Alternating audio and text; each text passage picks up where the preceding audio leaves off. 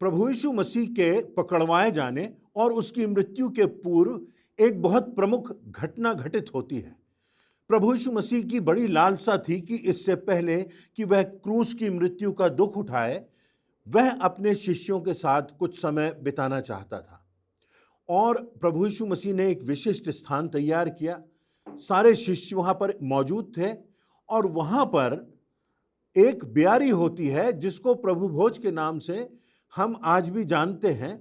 यह इतनी विशिष्ट घटना है कि इस प्रभु भोज के स्थापना दिवस को मनाने के लिए, स्मरण करने के लिए सारे विश्व के कोने कोने में आराधना सभाएं संचालित की जाती हैं। इस घटना का क्या महत्व है, इस घटना से हमें कौन सी बात सीखना है और क्या बात थी कि प्रभु यीशु मसीह के लिए यह ब्यारी इतनी प्रमुख थी। यहां पर बहुत सी बातें हमारे जीवन की शिक्षा के लिए हमें प्राप्त होंगी। इस घटना का विवरण बाइबल में बहुत से स्थलों पर मिलता है। तो एक स्थल को मैं आपके सामने पढ़ देता हूं, जो कि पहला कुरिन्थियों उसका 11वां अध्याय और उसकी 23वीं से 25वीं आयतों में, जहां इस प्रकार लिखा हुआ है, क्योंकि यह बात मुझे प्रभु से पहुंची और मैंने तुम्हें भी पहुंचा दी कि प्रभु यीशु मसीह ने जिस रात वह पकड़वाया गया, रोटी ली और धन्यवाद करके उसे तोड़ी और कहा, यह मेरी देह है जो तुम्हारे लिए है, मेरे स्मरण के लिए यही किया करो। इसी रीति से उसने ब्यारी के पीछे कटोरा भी लिया और कहा, यह कटोरा मेरे लोहू में नई वाचा है, जब कभी पियो तो मेरे स्मरण के लिए यही किया करो। यह प्रभु यीशु मसीह का आदेश है कि जब कभी भी विश्वासी, उसके शिष्य एकत्रित होते हैं तो उसकी मृत्यु को, उसके बलिदान को, उसके देह के तोड़े जाने को, उसके रक्त के बहाए जाने को हम निरंतर स्मरण करें। क्योंकि जब हम उसके त्याग को, उसके बलिदान को, उसकी मृत्यु को और उसके दुखों को स्मरण करेंगे तो हमारा हृदय और भी अधिक धन्यवाद से भर जाएगा कि हमारे लिए परमेश्वर ने कितनी बड़ी कीमत चुकाई कि हमारे पापों से हमको क्षमा मिल सके और मानव जाति को उद्धार प्राप्त हो सके। तो इसलिए हमें यह बात बार बार स्मरण रखना है और इसीलिए आज भी मसीह कलीसियाओं में इस प्रभु भोज की विधि का बड़ा महत्व होता है। अब हम इस बात पर गौर करते हैं कि जितने महान लोग हुए, उन्होंने कोई ना कोई स्मारक स्थापित किए। जो राष्ट्र नायक होते हैं, जिन्होंने मानवता की सेवा के लिए या अपने देश की रक्षा के लिए कोई महान कार्य किए, उनकी स्मृति में कोई भवन बनाए जाते हैं, कोई प्रतिमाएं रखी जाती हैं, कई स्तंभ बनाए जाते हैं और लोग वहां जाकर उन्हें स्मरण करते हैं। मानव स्वभाव है भूल जाने का। हम जो अच्छी बातें हैं, जो आशीष की बातें हैं, जो हमारे उद्धार के लिए जो प्रमुख आधारभूत बातें हैं, उनको भूल जाना बहुत आसान होता है।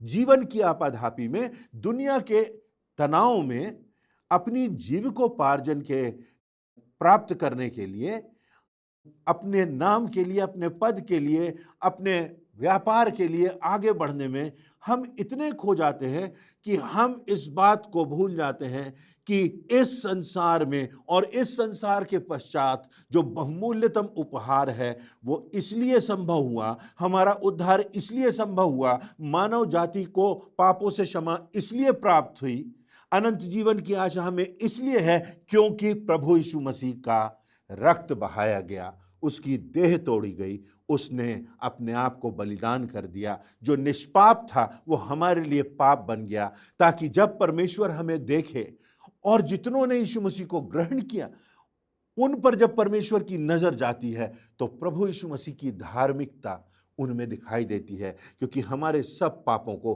प्रभु यीशु मसीह ने अपने लोहू से धोकर दफन कर दिया। तो जब प्रभु यीशु मसीह ने इतना महान कार्य किया तो हमें इसे भूलना नहीं है, हमें इसको स्मरण रखना है और निरंतर स्मरण रखना है। नई दिल्ली में एक स्मारक है जिसको इंडिया गेट के नाम से जाना जाता है। वहां पर अमर जवान ज्योति, जो इमॉर्टल फ्लेम है, वो जलती रहती है और वहां पर उस स्मारक पर उन वीरों के नाम लिखे हैं जिन्होंने अपने जिंदगी को कुर्बान कर दिया अपने देश के हित में। उन योद्धाओं के नाम लिखे हैं। जवाहरलाल नेहरू जो हमारे पूर्व प्रधानमंत्री हुए, उन्हें शांति दूत के रूप में जाना जाता था और इसीलिए जहां पर उनका स्मारक बनाया गया उसे शांतिवन कहा गया। ताजमहल का एक स्मारक है। शाहजहां ने अपने प्रेम को व्यक्त करने के लिए ये ताजमहल बनवाया था और ताजमहल को आज भी प्रेम का प्रतीक समझा जाता है।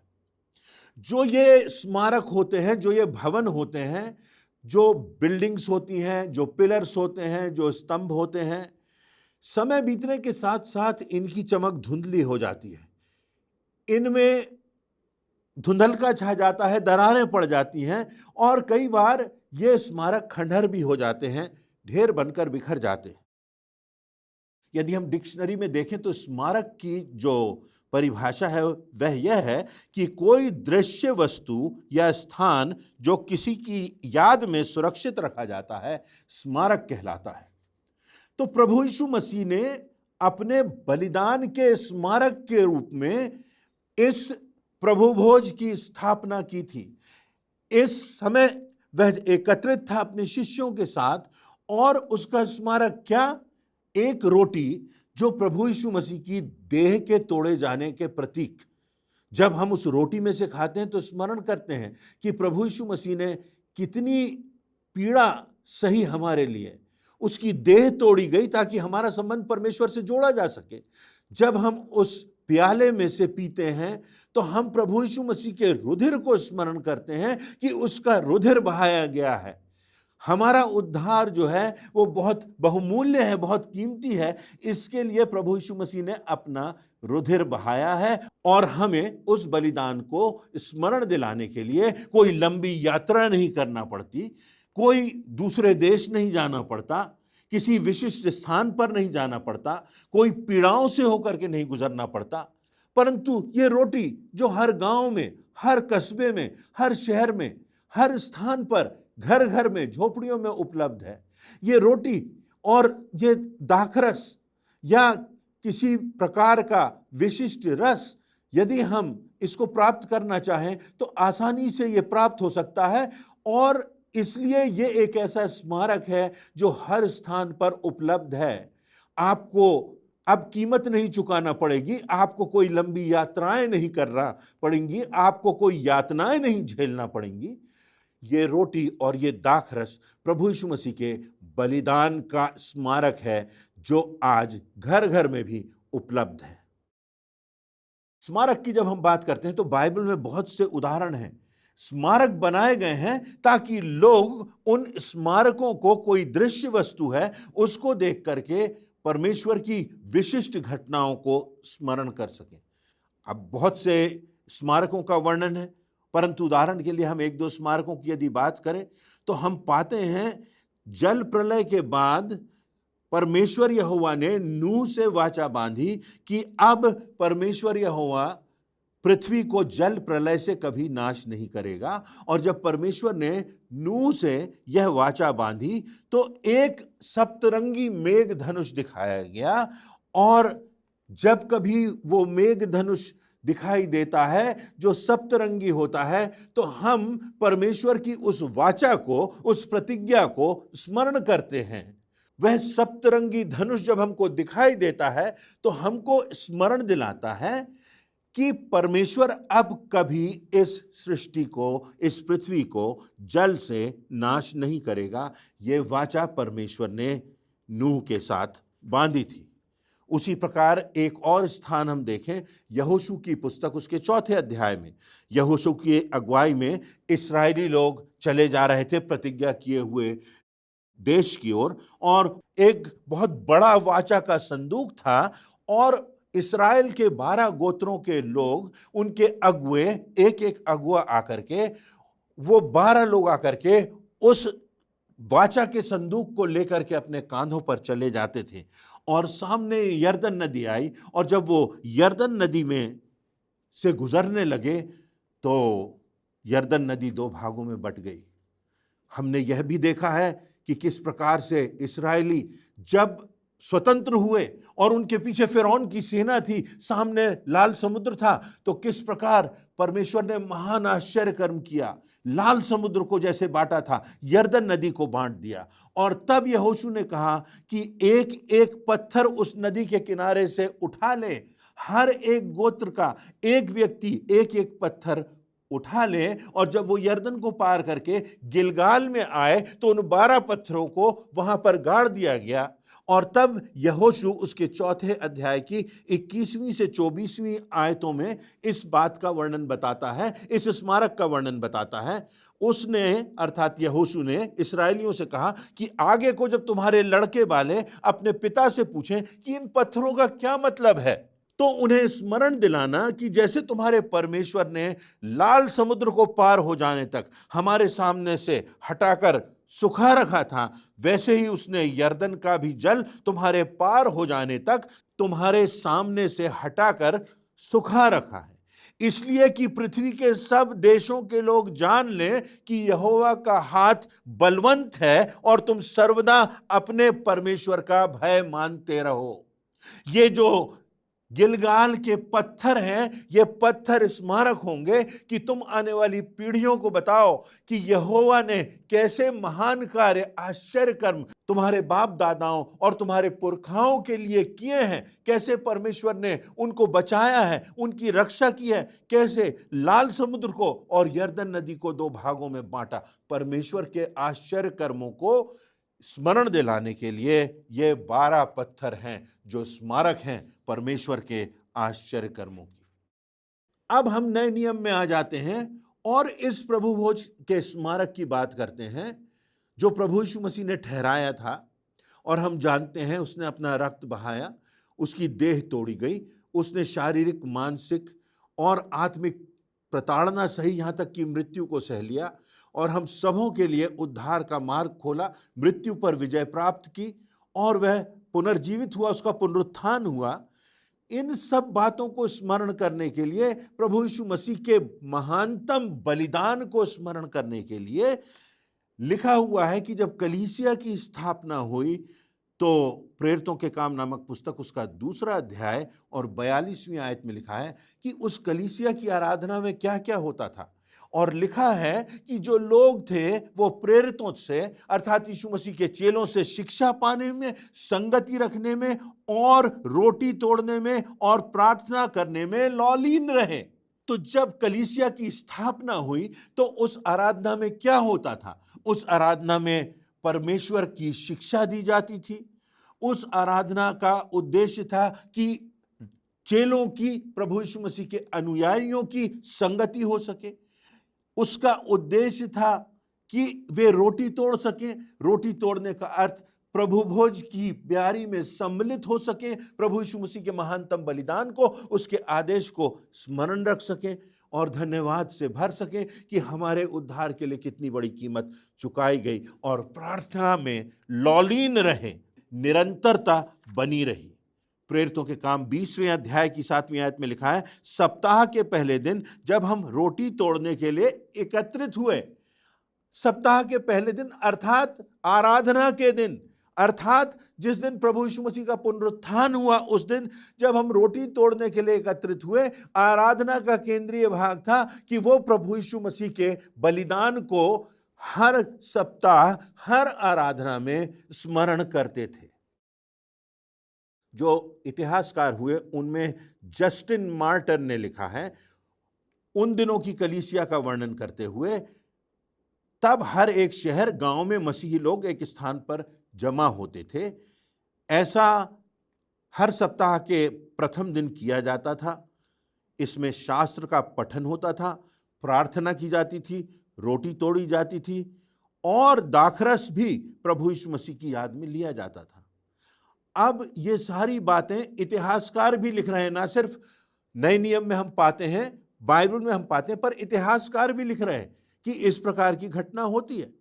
रॉबर्ट मिलिगन जो एक दूसरे इतिहासकार हुए, उन्होंने अपने पुस्तक उद्धार की योजना के 444वें पृष्ठ पर लिखा है, सारे विश्व की कलीसियाओं में सबसे पहले 200 वर्षों तक और यूनानी कलीसियाओं की आराधना में 700 वर्षों तक निरंतर प्रति सप्ताह प्रभु भोज होता रहा।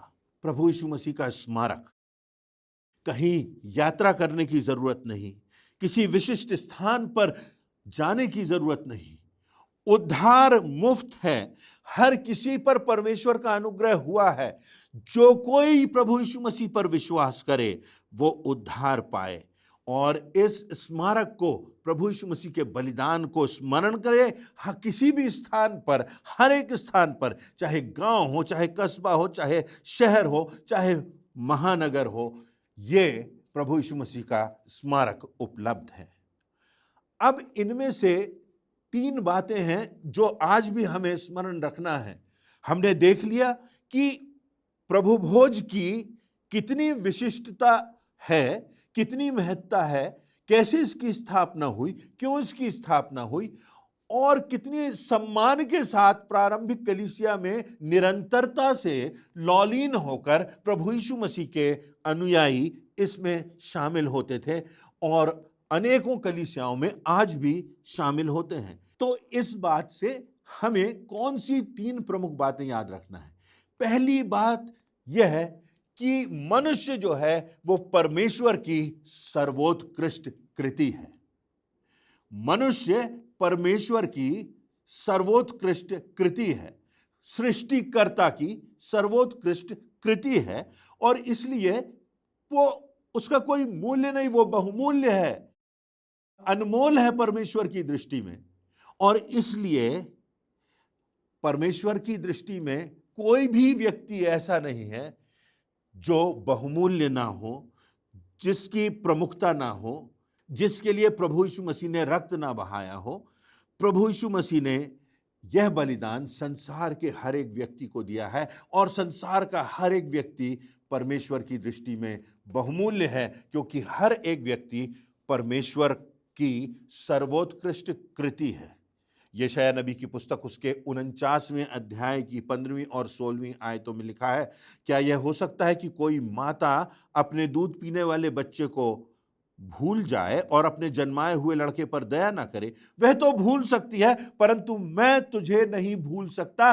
देख, मैंने तेरा चित्र अपनी हथेलियों पर खोद कर बनाया है, तेरी शहरपनाह सदैव मेरी दृष्टि में बनी रहती है।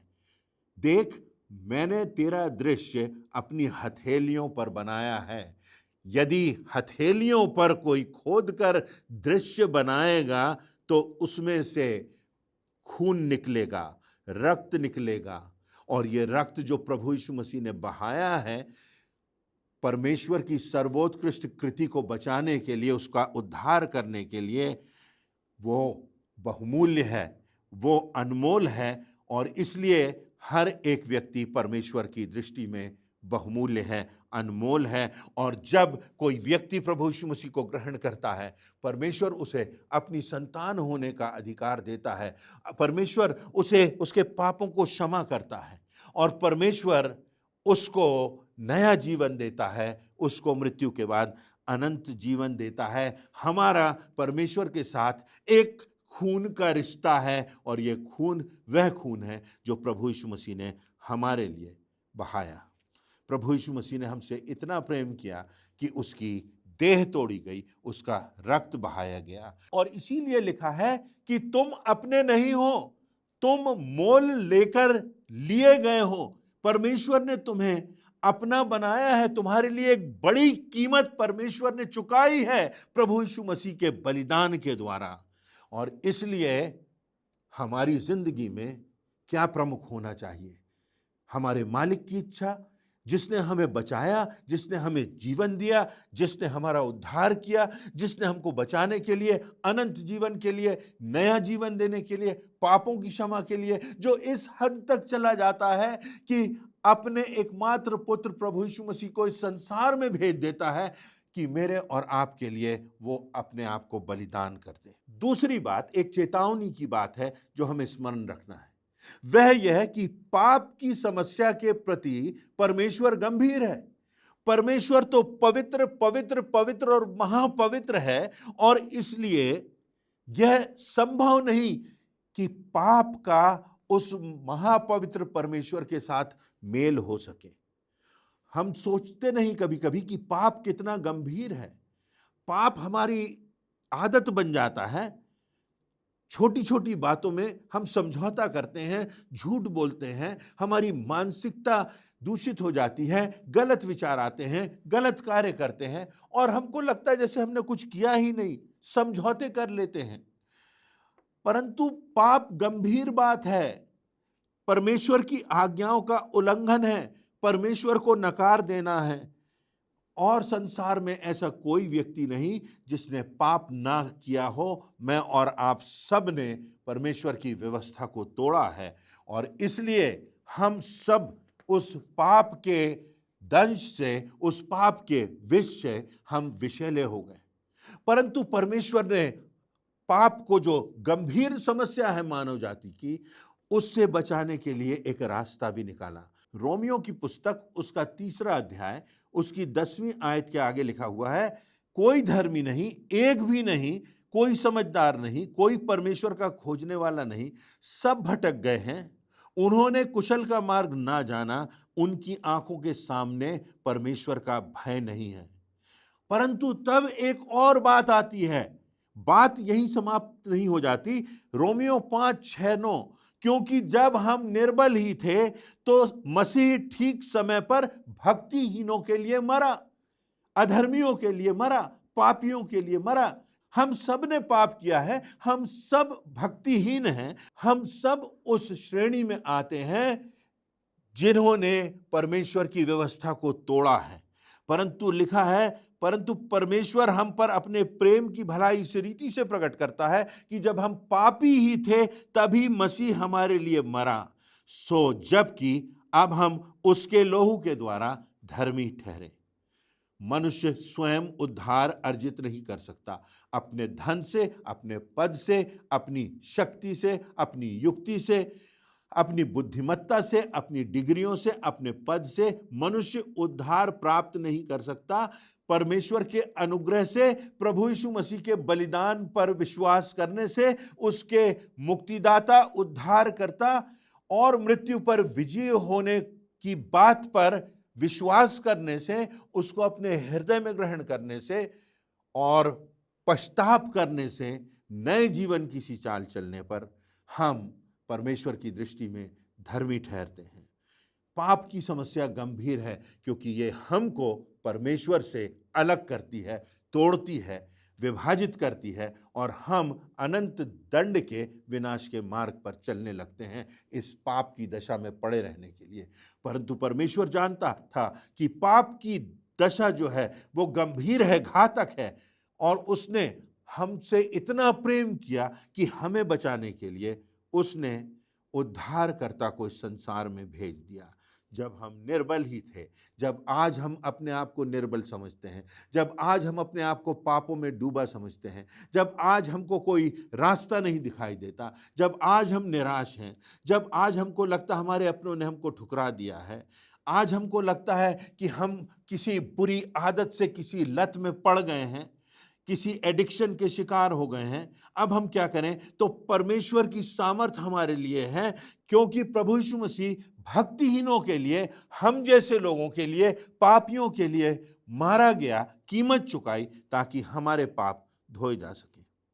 और तीसरी और अंतिम बात यह है कि परमेश्वर की योजना स्वीकार करने पर हमें क्षमा का दान मिलता है। ये परमेश्वर का दान है, क्षमा का दान। और जब हमको क्षमा मिल जाती है तब हम परमेश्वर के सामने निष्पाप होकर के हम उसके संतान होते हैं। हम प्रभु यीशु मसीह के रक्त से शुद्ध होकर के परमेश्वर के सामने खड़े होते हैं और मृत्यु के बाद स्वर्गधाम में प्रवेश करते हैं। भजन संहिता 103:12 में लिखा है, उदयाचल से अस्ताचल जितनी दूर है उसने हमारे पापों को हमसे उतनी दूर कर लिया। सूर्य जिस स्थान से उगता है और जिस स्थान पर अस्त होता है उसकी दूरी, उसकी कितनी दूरी है कोई माप नहीं सकता। परमेश्वर ने हमको हमारे पापों से उतना दूर कर दिया। यशायाह नबी की पुस्तक 1 अध्याय 18वीं आयत, तुम्हारे पाप लाही रंग के क्यों ना हो, कितने भी गाढ़े क्यों ना हो, वे हिम के समान उजले और ऊन के समान श्वेत हो जाएंगे। यशायाह 43:25, मैं वही हूं जो अपने नाम के निमित्त तेरे अपराधों को मिटा देता हूं और तेरे पापों को स्मरण भी ना करूंगा। परमेश्वर हमारे पापों को मिटा देता है, यहां तक कि वो कहता है मैं तेरे पापों को स्मरण भी ना करूंगा। मीका नबी की पुस्तक उसका 7वां अध्याय उसकी 18वीं और 19वीं आयतों में लिखा है, तेरे समान ऐसा परमेश्वर कहाँ है जो अधर्म को क्षमा करे और अपने निज भाग के बचे हुओं के अपराध को ढांप ले। वह अपने क्रोध को सदा बनाए नहीं रखता, क्योंकि वह करुणा से प्रीति करता है। वह फिर हम पर दया करेगा और हमारे अधर्म के कामों को लताड़ डालेगा और सब पापों को गहरे समुद्र में डाल देगा। रोमियो 8:1, सो अब जो मसीह यीशु में हैं उन पर दंड की आज्ञा नहीं रही। और इसीलिए इस विधि में हम सम्मिलित होते हैं, इसीलिए प्रभु यीशु मसीह के बलिदान को हम निरंतर स्मरण करते हैं, इसीलिए यह प्रभु का स्मारक हमारे लिए आराधनाओं का केंद्र होता है। जब हमने प्रभु यीशु मसीह के रक्त को, उसकी देह को तोड़े जाने के मर्म को समझ लिया है और उसके बलिदान में जो रक्त बहाया गया, जो देह तोड़ी गई, उसके प्रतीक रोटी और दाखरस को हम जब खाते हैं और पीते हैं तो हम में प्रभु यीशु मसीह की शोभा दिखाई देना चाहिए। हम में वो फल दिखाई देना चाहिए, आत्मा का फल, प्रेम, आनंद, मेल, धीरज, कृपा, भलाई, विश्वास, नम्रता, संयम, ये सारी बातें हम में दिखाई देना चाहिए। और तब विनम्रता के साथ हम इस मेज की सहभागिता में शामिल होते हैं। जैसा कि लिखा हुआ है, जैसा मैं हूं बिन योग्यता, पर लेकर आसरा लहू का और सुनकर आमंत्रण तेरा, मसीह मसीह मैं आता हूं, परमेश्वर के मेमने मैं आता हूं।